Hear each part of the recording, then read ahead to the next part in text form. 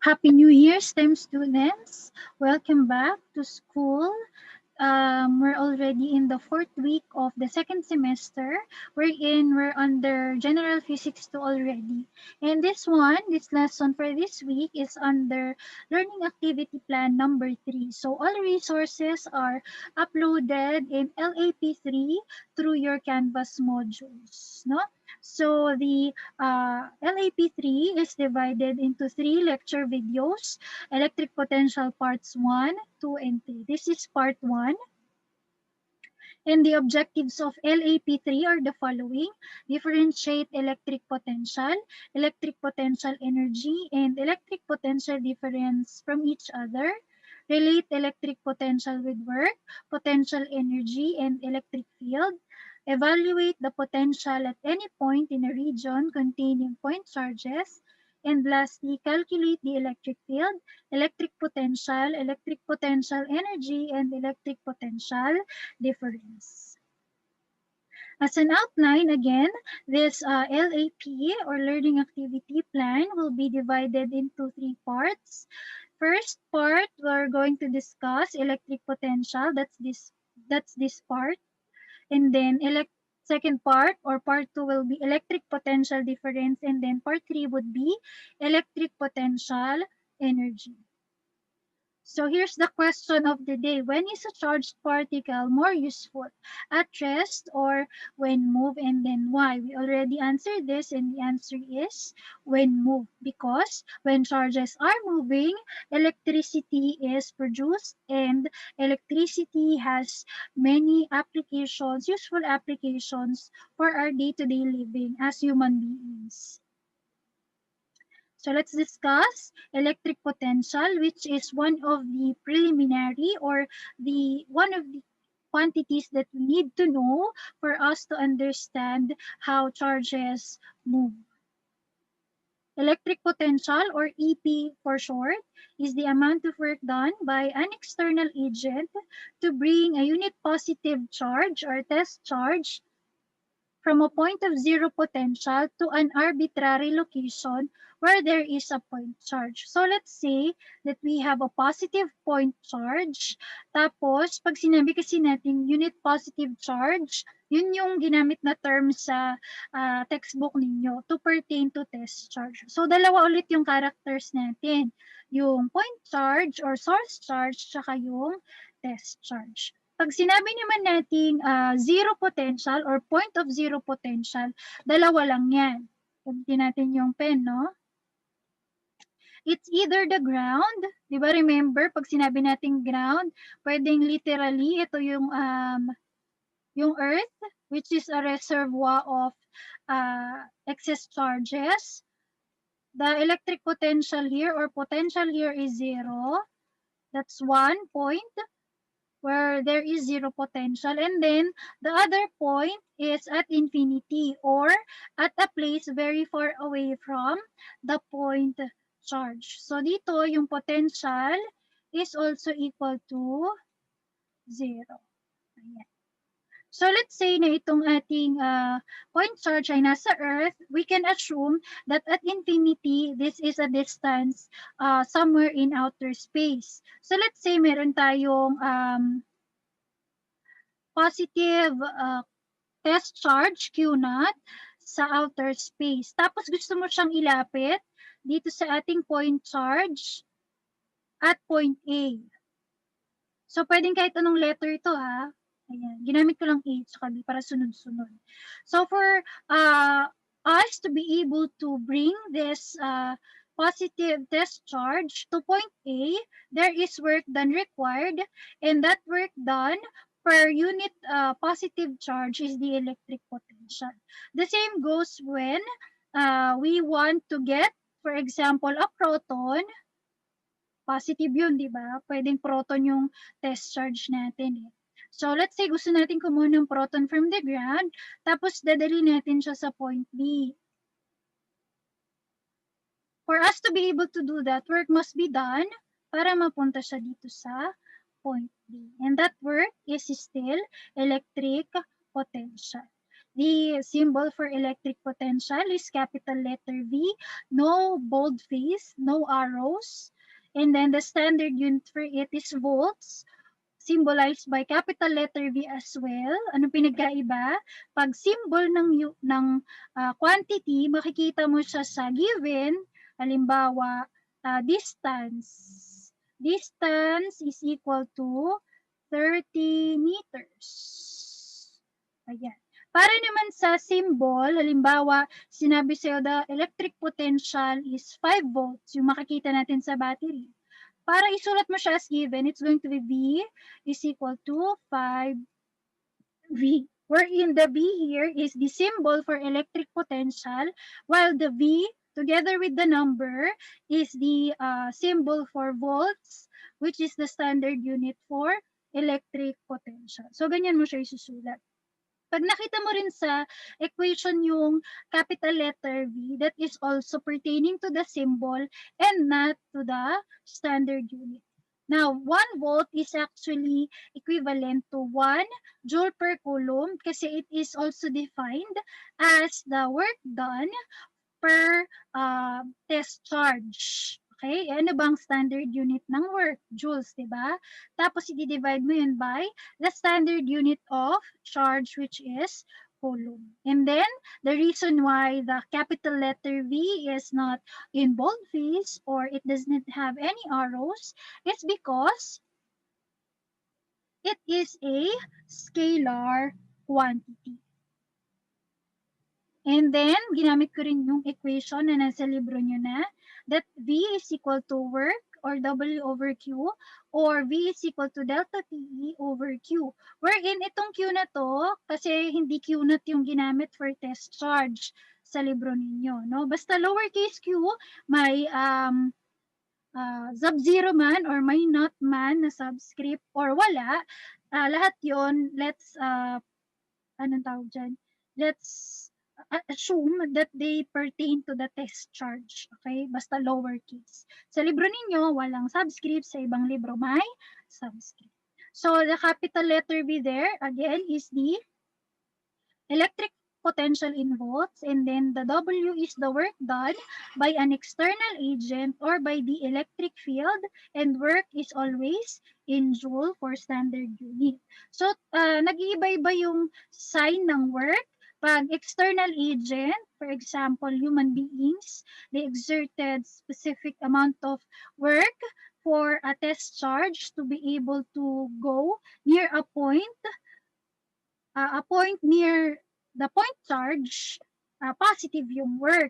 Pero kapag yung test charge mismo yung nag-exert ng electric field para lumapit sa kanya yung test charge, that is negative work done. Okay, so mani-negative siya, which means that when the work is done by external agent, the electric potential is positive, but if the work done is if the work is done by the electric field, the electric potential is negative. Kasi di ba pag pinasitive mo to, magpa-positive yung V.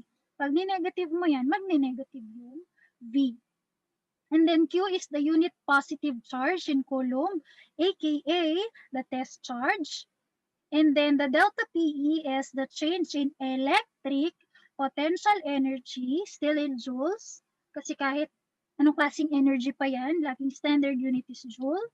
So, ganun din siya. Mababago din ng sign ng PE, yung sign ng electric potential. Saan nakadepende yung sign ng delta PE? Ganun ulit. Pag positive, external agent yung nag-cause. Tapos, kapag electric field yung nag-cause ng change in potential energy, negative naman yung ating delta PE. Moving on, aside from V is equal to W over Q or V is equal to delta PE over Q, we can also express electric potential in different ways. Let's derive the equations by first enumerating some equivalents. The work is equal to force times displacement or distance na lang kasi scalar naman siya. And then, dahil nasa electricity and magnetism tayo, this force is not any other force. This force is actually electric or electrostatic force. Okay? And then, recall from our topic of electric field, F sub E is equal to E times Q. And then electric field is also equal to KQ over R squared. We're going to use all of that to express V in different ways. So work is equal to EQD. Paano nangyari yon? Because we substituted EQ to F. Ayan. Kaya naging EQD. And then, saan naman to nanggaling? Yung E, sinubstitutean din natin. Ito na yung ginawa nating substitute. So, ito na yung kinalabasan niya. Wherein we can cancel the square here and then the D here because both of them are distances. So, work can be KQQ, Q na malaki at Q na maliit, all over R. And then, we will substitute this to this first equation. And we will come up with V is equal to K, malaking Q, maliit na Q over R, all over maliit na Q. Now, recall na kapag meron tayong fraction sa numerator, we have to multiply that numerator by the reciprocal of the denominator. The denominator is Q and its reciprocal is 1 over Q. So we're going to multiply KQQ over R times the reciprocal 1 over Q. And we can cancel the small q.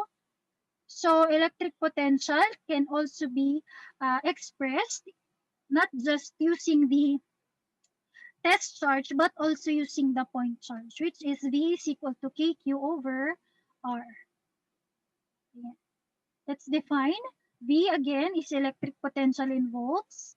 K is the Coulomb's constant, 9 times 10 raised to 9 Newton meter squared per Coulomb squared.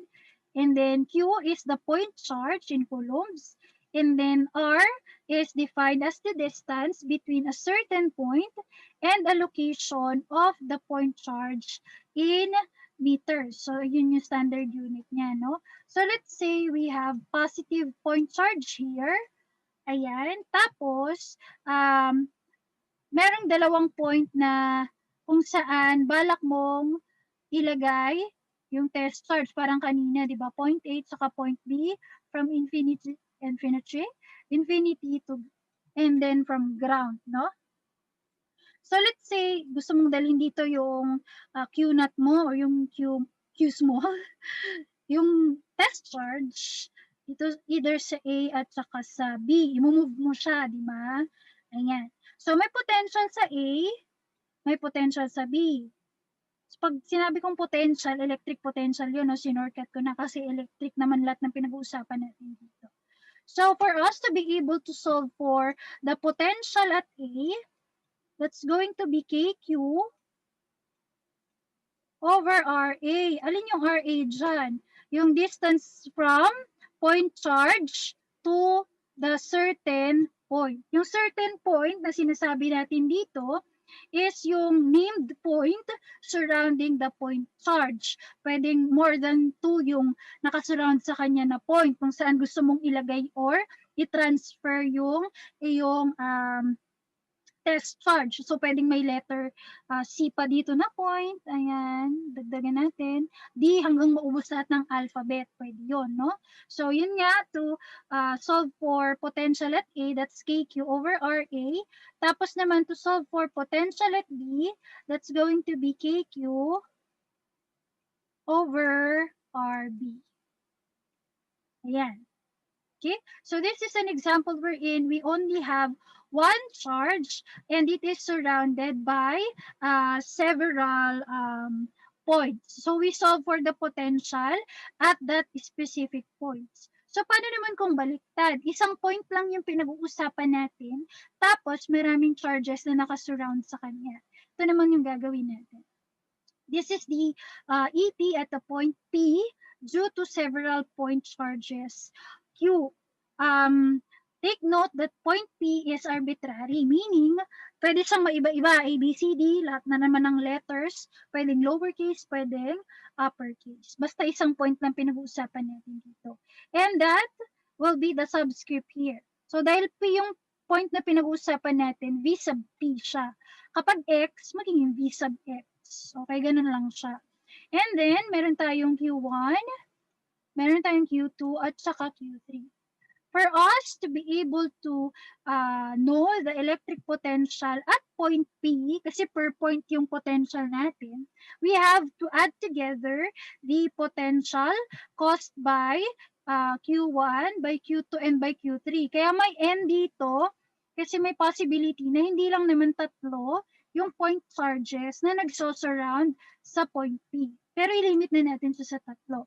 So, ang last term dapat dito, KQ3 over R3. Okay? So, dito, again, may potential sa, may potential because of Q1, may potential because of Q2, tapos may potential because of Q3. So, basically, this one, to get the VP, you add together V1, V2, and V3. Ayan. Okay? And then, syempre, para makuha mo yung V1, di ba, V is equal to KQ over R, magkakaroon lang ng subscript na 1 so that we could pertain that to the Q1. And then, R1 naman is distance from Q1 and point P. Excuse me. And then, R2 is distance between Q2 and point P. And lastly, R3 is the distance between Q3 and point P. Again, VP is electric potential at point P na pwedeng mabago-bago yung letter na pangalan ng point, but it's still in volts. K is still Coulomb's constant, 9 times 10 raised to 9 Newton meter squared per Coulomb squared. And then the capital Q represent point charges in coulombs, and it can have several subscript numbers.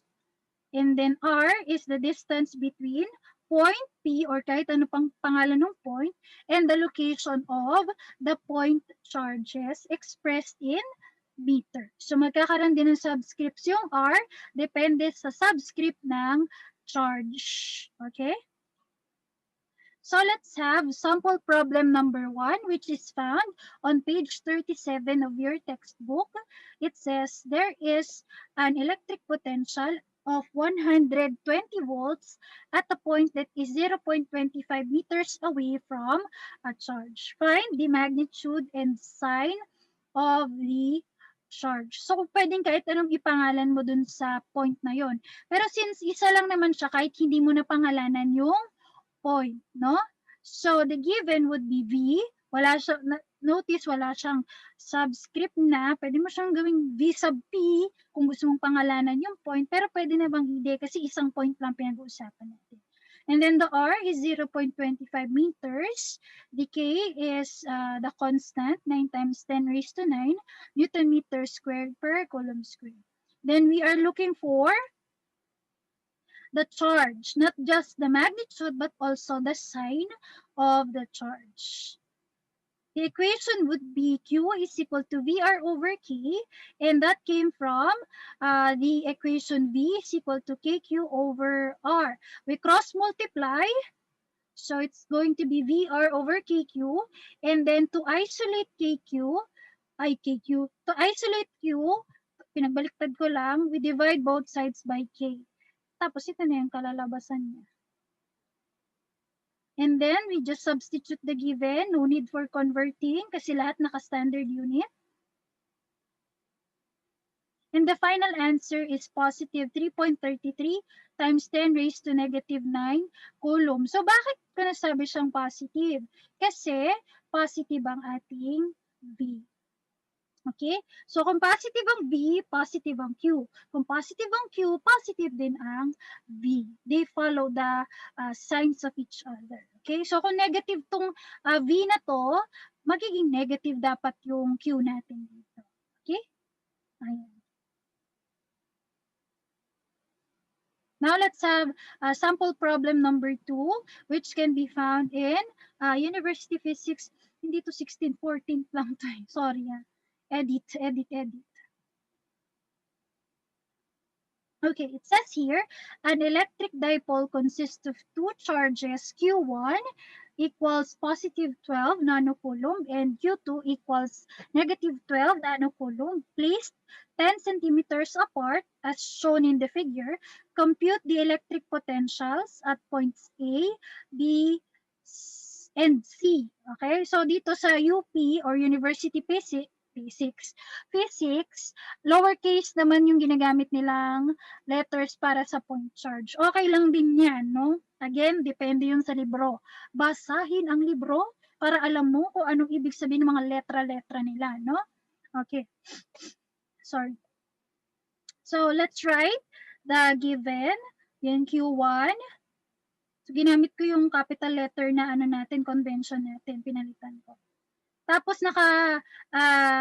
times 10 raised to negative na siya. Sulat na yung equivalent, no? Para isa-substitute na lang natin later. And then notice, dahil yung measurements dito ay centimeters, we have to divide that by 100 because we have to convert everything to standard unit. Okay? So notice, meron tayong R1A, hindi na lang siya R1. Bakit? Kasi 3 points yung kailangan nating hanapin. Okay? Ayan. A, B, C. So, yung R1A, ibig sabihin yan, distance between Q1 and point A. Tapos ito naman, distance between Q2 and point A. Ito, R1B, ibig sabihin yan, distance between Q1 and point B. R2B naman is distance between Q2 and point B. Tapos R1C is distance between Q1 and point C. Tapos R2C naman is distance between Q2 and point C. Okay? So tingnan natin sa diagram. Yung R1A ay 0.6 meters. Bakit? Ito yung, asan na yung Q1? Ito yung Q1. Ito yung A. So, ayan, nakalagay naman 6 meters. Converted to meters, 0.06. Tapos, tingnan natin, nasan yung R2? Ay, yung Q2, ito siya. And then, gano'n siya kalayo kay A? 4 centimeters. Converted. Ayan. Tapos, next, yung 1, tsaka B naman yung tingnan mo. Ayan, 4 cm. Kaya, ganyan yung nilagay natin dito. Next naman, yung A, ay, mali pala yung B. Q2 tsaka B. Ayan. So, nandito yung B, nandito yung Q2. So, i-add together mo yung distances. 4 plus 6, that's 10. Plus 4, that's 14. So, 14 centimeters. Converted to meter, it's 0.14 meters. And then, yung 1 tsaka C, ayan yan. Ito, 13 cm. Converted. Tapos, ganun din. Ito yung 2, tapos ito yung C. Ito yung distance nila. Converted. And then, don't forget the K. Next, we are going to look for the potential at A, at B, and at C. To get the potential at A, we need to add the potentials caused by Q1 and Q2. To get naman the potential at B, we have also to add the potentials caused by 1 and 2, pero didepende natin yung distance nila kay B. Tapos dito naman, nakadepende naman yung distance nila kay C. Ayan. So for solution 1, ito yung mga given na kailangan natin. Substitute, and we will get negative 900 volts. And then for solution number 2, that's for V sub B. Ito naman yung mga kailangan natin na given. We substitute, and the answer is 1,928.57 V positive. And then lastly, for solution 3, for V sub C, ito naman yung mga given na needed natin. Pinakita ko lang para alam nyo saan nanggaling. And then, ito naman yung answer, 0 volts. So, pwede yon, no? Pwedeng maging 0, pwedeng negative, at pwedeng positive ang potentials at specific point. So, hindi porke may charges, malapit dun sa point, may non-zero value agad yung kanyang potential, no?